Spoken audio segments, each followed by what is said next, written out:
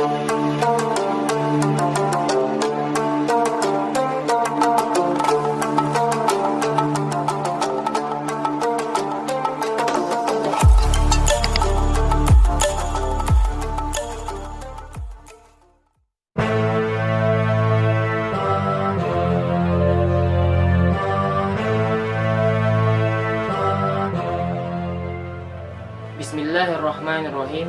Assalamualaikum warahmatullahi wabarakatuh. Welcome back to my YouTube channel. Sebelum kita memulai video, Fadil mengucapkan selamat bulan suci Ramadan dan selamat menunaikan ibadah puasa Syahrul Ramadan wa siyami fi syahri Ramadan. Oke, gak usah banyak basa-basi. Hari ini kita akan membahas tentang dinasti Mamluk.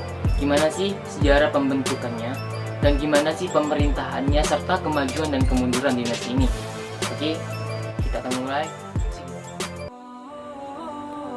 Dinasti Mamluk berdiri pada pertengahan abad ke-13. Kehadirannya memiliki hubungan dengan dinasti Ayyubiyah. Hal ini terjadi karena orang-orang yang terlibat di dalam proses pendirian dinasti Mamluk adalah budak-budak yang bekerja untuk dinasti Ayyubiyah. Kata Mamluk sendiri bermakna budak. Mereka pada awalnya adalah para tawanan penguasa dinasti Ayyubiyah yang dijadikan sebagai budaknya. Kemudian, para budak tersebut diberi pendidikan militer dan agama untuk selanjutnya dijadikan sebagai tentaranya. Apabila ditelusuri lebih lanjut, berdirinya dinasti Mamluk berawal dari kekisruhan politik setelah wafatnya Al-Malik Al-Saleh, penguasa terakhir dinasti Ayyubiyah pada tahun 1249 Masehi. Kemudian ia digantikan oleh anaknya yang bernama Turansia yang berasal dari suku Kurdi. Turansia dianggap sebagai ancaman untuk masa depan bangsa Mamluk. Hal ini dikarenakan Turansia memiliki kedekatan yang khusus dengan tentara asal Kurdi. Pada tahun 1250 Masehi, tentara Mamluk di bawah komando Aibak dan Barbar berupaya untuk melakukan kudeta. Kudeta ini yaitu kudeta politik. Melalui serangkaian perebutan kekuasaan, puncaknya mereka berhasil membunuh Turansia. Istri Al-Malik, Sayyijarah Ad-Dur, seorang yang juga berasal dari kalangan budak Turki atau Armenia. Ia berusaha untuk mengambil kendali pemerintahan dengan menjadikan dirinya sebagai sultana pertama, sesuai kesepakatan dengan golongan-golongan Mamluk.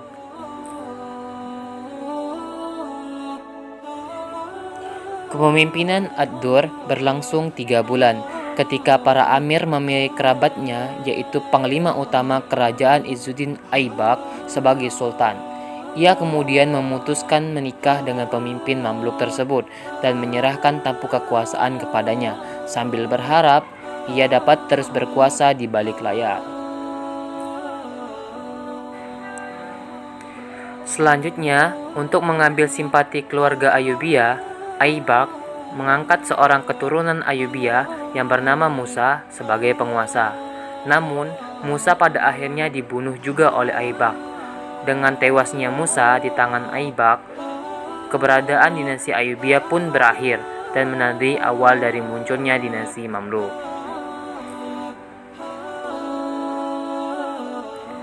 Wah, seru sekali ya teman-teman tentang pembahasan dinasti Mamluk. Sebelum kita membahas lebih lanjut mengenai perkembangan dinasti Mamluk, akan lebih baik jika kita mengetahui kategori penguasaan dinasti Mamluk. Kita membaginya menjadi 2 dinasti besar, yaitu dinasti Bahri dan dinasti Burji. Baik, yang pertama adalah Mamluk Bahri. Pada awalnya adalah budak-budak yang dibeli oleh Sultan Saleh dari dinasti Ayyubiyah, yang mana mereka ditempatkan di pulau kecil Raudah di banjaran Sungai Nil. Di pulau ini, para budak dididik pendidikan agama dan kemiliteran. Mereka memang dipersiapkan untuk mengawal sultan-sultan. Kebanyakan mereka berasal dari ras Turki dan Mongol. Yang selanjutnya adalah Mamluk Burji. Mereka terdiri atas budak-budak yang diimpor selanjutnya. Awalnya, mereka juga memiliki tugas sebagai pengawal, tetapi kelompok ini yang membedakannya adalah pembentuknya. Pembentuknya adalah Kalaun, Raja Mamluk Bahri. Kebanyakan mereka berasal dari Sirkasius, kemudian ditempatkan di menara-menara benteng. Keseluruhan Raja Mamluk berjumlah 47 orang, 24 dari Mamluk Bahri dan 23 dari Mamluk Burji. Wah, seru sekali ya teman-teman. Itulah dua kekuasaan besar yang memimpin dinasti Mamluk dari awal sampai akhir. Selanjutnya, kita akan membahas lebih lanjut bagaimana tentang perkembangan pemerintahan dinasti Mamluk yang akan dibahas oleh Babang Jordi. Jadi Mas Pramudia akan menjelaskan terkait sistem pemerintahan dinasti Mamluk. Yang pertama saya akan menjelaskan tentang sistem pengangkatan dan pergantian kepemimpinan di dinasti Mamluk. Philip Kahiti itu menyebutkan bahwasanya dinasti Mamluk adalah dinasti yang luar biasa. Karena apa? Karena dinasti ini berasal dari budak-budak dari berbagai macam ras yang mana bisa mendirikan suatu dinasti dan membentuk pola pemerintahan yang oligarki militer. Oligarki militer itu apa? Oligarki militer itu sistem pemerintahan yang mana pengangkatan kepemimpinan tidak berdasarkan garis keturunan, akan tetapi berdasarkan siapa yang terkuat maka akan jadi sultan ataupun raja. Sistem pengangkatan di sana itu ada dua. Yang pertama berdasarkan putra mahkota atau sistem keturunan. Sistem keturunan ini pernah dilakukan oleh Mansur Kalaun pada tahun 689 Hijriah atau 1290 Masehi yang mengangkat putranya Asfar Khalil sebagai putra mahkota. Nah, Sultan Kalaun ini yaitu raja yang pertama kali memulai sistem keturunan. Nah, Sultan Kalaun ini berhasil meletakkan landasan sistem ini kepada keturunannya selama 4 generasi, yang berakhir pada Sultan Haji yang dilengsarkan oleh Dahir Barkuk dari kelompok Mamluk Buriji pada tahun 783 Hijriah atau 1382 Hijriah. Jadi sistem keturunan ini berhasil sampai 4 generasi, yang terakhir yaitu Sultan Haji yang dilengsarkan oleh Dahir Barkuk dari kelompok Mamluk Buriji.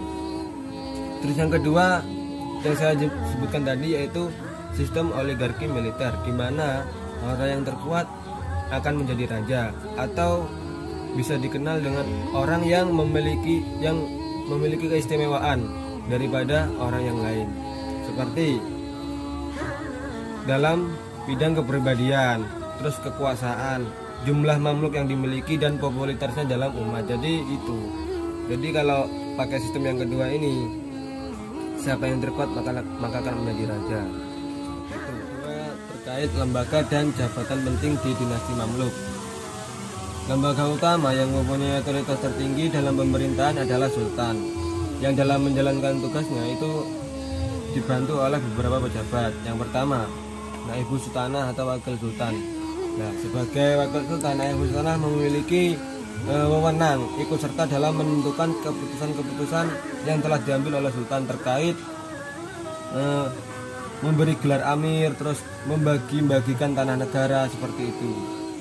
Terus Wakil Sultan atau Naib Sultan bisa menggantikan sultan ketika sultan sedang pergi berperang, terus sedang berpergian haji. Jadi Wakil Sultan di sini bisa menggantikan peran sultan ketika sang sultan itu ada halangan seperti berperang terus naik haji. Yang kedua yaitu Atabek. Atabek itu apa? Atabek itu panglima perang. Jadi Atabek adalah jabatan pada lembaga angkatan bersenjata atau panglima perang pada dinasti Mamluk. Jadi Atabek itu panglima perang di dinasti Mamluk. Terus yang ketiga itu apa? Wazir. Wazir di sini yaitu perdana menteri. Wazir adalah pejabat penting meskipun keberadaannya kurang mendapat perhatian karena wewenangnya sudah dijalankan oleh wakil sultan. Nah, jadi di sini sebenarnya tugas wazir itu hampir sama sama Naibus Sultanah, yaitu wakil sultan. Jadi makanya di sini dijelaskan bahwasanya keberadaan wazir itu dianggap tidak penting karena semua tugasnya sudah dijalankan oleh si Naibus Sultanah tadi. Terus di samping itu wazir itu mempunyai wewenang dan tugas untuk menjalankan perintah sultan dan wakilnya dalam mengontrol keuangan negara bersama kepala bidang keuangan. Jadi di sini yang beda itu terkait keuangan. Jadi wazir di sini ditugaskan untuk mengontrol keuangan negara. Terus jabatan lain ini banyak seperti ustader. Ustader itu apa? Kepala rumah tangga sultan yang mengurusi dapur dan pesuruh istana. Terus yang kedua apa? Kasnader, kepala bagian penyimpanan bahan pangan, sandang dan kebutuhan lain yang diterima dari ustader untuk digunakan seperlunya. Jadi di sini sebenarnya banyak, bisa dibaca sendiri di PPT. Yang terakhir terkait perluasan wilayah kekuasaan. Jadi di sini dinasti Mamluk ini ya awalnya itu berada di Mesir saja. Tetapi seiring berkembangnya waktu, dinasti Mamluk ini semakin luas. Karena apa? Karena dinasti Mamluk ini sebagai benteng umat Islam terhadap kekuatan bangsa Mongol, pasukan salib dan juga orang-orang Nasrani di sekitar Mesir. Sejarah mencatat bahwasanya dinasti Mamluk ini berhasil merebut kota benteng Ashraf pada tahun 662 Hijriah dan menghancurkan Ordo Hospitaller yang mempertahankan kota benteng tersebut. Itu yang pertama, bisa menghancurkan kota benteng Ashraf. Terus yang kedua, bisa menghancurkan kota benteng Safat pada tahun 663 Hijriah dan menghancurkan Ordo Templars yang mempertahankan kota tersebut. Terus yang ketiga, menghancurkan kota benteng Arkad pada tahun 664 Hijriah.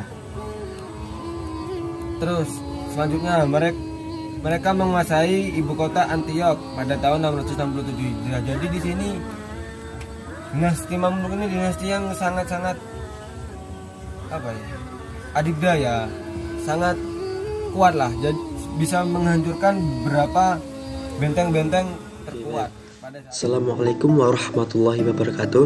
Langsung saja saya Ali Hidar akan menjelaskan tentang kemajuan dan kemunduran yang dialami oleh dinasti Mamluk. Nah, kemajuan yang dicapai oleh dinasti Mamluk. Yang pertama, dalam bidang pemerintahan dan militer. Dalam bidang pemerintahan, kemenangan dinasti Mamluk atas tentara Mongol di menjadi salah satu kesempatan yang tinggi menguasai daerah-daerah sekitarnya. Banyak penguasa-penguasa dinasti kecil menyatakan setia pada kerajaan ini. Nah, untuk menjalankan pemerintahan dalam negeri, bebas mengangkat kelompok militer sebagai elit politik. Nah, di semua jabatan pun juga diambil oleh elit militer. Nah, dia tahu bahwa masyarakatnya kebanyakan orang Sunni. Akhirnya dia melakukan baiat kepada Al-Muntasir yang merupakan khalifah keturunan Bani Abbas yang berhasil lolos melarikan diri ke Syria ketika melakukan menghancurkan Baghdad. Nah, dalam bidang kemiliteran, Baibars diakui sebagai panglima yang tangguh. Ia dalam kurun waktu 6 tahun menghabiskan waktunya untuk menghancurkan sebagian besar kekuatan tentara salib di sepanjang pantai Laut Tengah. Nah, pemberontakan kaum Hasasin pun di pegunungan Syria dapat dilumpuhkan. Nubia dan sepanjang pantai Laut Merah ditaklukkan bahkan kapal Mongol di Anatolia pun dirampasnya. Dalam bidang ekonomi, kemajuan dalam bidang ekonomi yang dicapai oleh dinasti Mamluk lebih besar diperoleh dari sektor perdagangan dan pertanian. Di sektor perdagangan, pemerintah dinasti Mamluk memperluas hubungan dagang yang telah dibina sejak masa Fatimiyah. Misalnya dengan membuka jalur dagang dengan Italia dan Prancis. Setelah Baghdad runtuh, Kairo menjadi kota yang paling strategis karena jalur perdagangan dan Asia Tenggara dan telur Persia hampir dipastikan melalui Baghdad. Semuanya hampir lewat Baghdad. Nah, keadaan ini menjadikan berlimpahnya devisa negara, terutama sektor perdagangan. Untuk mendukung kelancaran sektor ini, dinasti Mamluk memperbaiki sarana transportasi untuk memperlancar perdagangan serta perjalanan pedagang. Nah, terutama antara Kairo dan Damaskus. Dalam sektor pertanian, pemerintah mengambil kebijakan pasar bebas kepada petani. Artinya, petani diberikan kebebasan untuk memasarkan sendiri hasil pertaniannya. Kemudian pada bidang ilmu pengetahuan, Mesir itu menjadi salah satu tempat yang menghasilkan banyak ilmuwan berprestasi. Nah, salah satu faktornya karena Mesir dulu juga merupakan tempat pelarian ilmuwan asal Baghdad. Nah, ilmu yang berkembang di Mesir antara lain adalah sejarah, kedokteran, astronomi, matematika, dan ilmu agama. Dalam ilmu agama tercatat nama Ibnu Khaldun, di bidang astronomi tercatat nama Nasir bin Din al-Susi, di bidang matematika tercatat nama Abu al-Faras al-Ibari. Dalam kedokteran kita tahu ada Ar-Razi. Kemudian dalam oftalmologi kita mungkin belum begitu dengar ya, namun di sini ada nama yakni Salah ad-Din Ibnu Yusuf. Dalam ilmu agama kita tahu Ibnu Taimiyah, nah seorang pemikir reformasi dalam Islam, dan Asyuti menguasai banyak ilmu agama, juga Ibnu Hajar Asqalani ilmu hadis dan lain-lain. Nah, kemudian dalam arsitek seni dan budaya. Nah, jadi pada saat itu banyak arsitek didatangkan ke Mesir untuk membangun sekolah-sekolah dan masjid-masjid yang indah. Bangunan-bangunan yang lain didirikan pada masa ini, diantaranya adalah rumah sakit, museum, perpustakaan, villa-villa, kubah, dan menara masjid. Kemajuan tersebut tercapai berkat kepribadian dan wibawa sultan yang tinggi, kesolidaritas sesama militer yang semuanya elit militer itu yang kuat, dan stabilitas negara yang aman dari gangguan. Namun faktor-faktor tersebut ya berhilang dari dinasti Mamluk sedikit demi sedikit karena mengalami kemunduran dan kehancuran.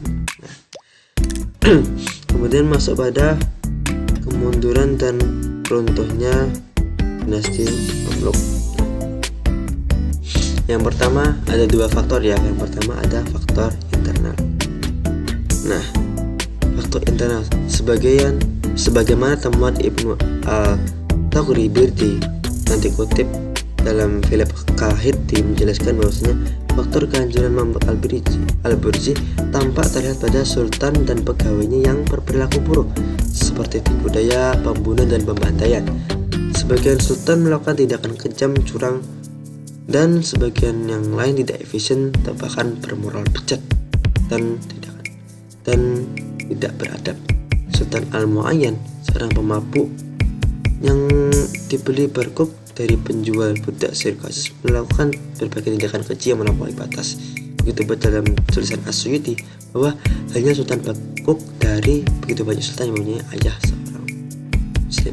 Jadi dari dulu faktor-faktor kemunduran itu pasti karena buruknya budi. Nah, jadi jangan sampai kita itu meremehkan budi dalam negeri. Saya pernah mendengar saya pernah baca dari sebuah bukunya Hamka ya, runtuhnya budi, runtuhnya bangsa. Nah, kemudian lanjut pada faktor eksternal. Faktor eksternal yang menyebabkan keruntuhan dinasti Mamluk adalah karena para penguasa Marobuji tidak peduli dengan urusan luar negerinya. Mereka lebih banyak menghabiskan waktu untuk urusan mistik. Nah, akhirnya mereka tidak mampu menghadapi tekanan dan serangan dari musuh-musuh lama mereka, seperti tentara Mongol yang berkeinginan merebut kembali kuasa dinasti Mamluk. Nah, seperti itu. Jadi mungkin itu saja penjelasan dari saya. Apabila ada kurang lebihnya, saya mohon maaf. Sekian, wassalamualaikum warahmatullahi wabarakatuh.